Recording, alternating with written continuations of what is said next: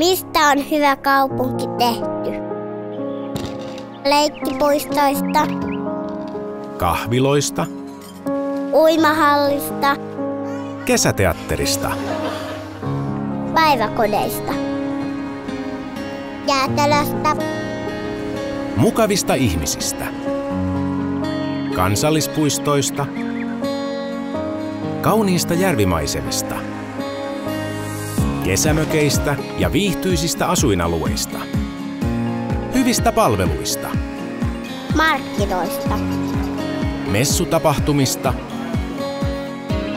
musiikista, kulttuurista ja hienoista elämyksistä, monipuolisesta ja laajasta koulutustarjonnasta, teknologiasta, teollisuudesta ja ahkerasta yrittäjyydestä, runsaista harrastusmahdollisuuksista, liikunnan tuottamista nautinnoista ja ammattiurheilusta, laskettelurinteestä, pulkkamäestä, äidistä,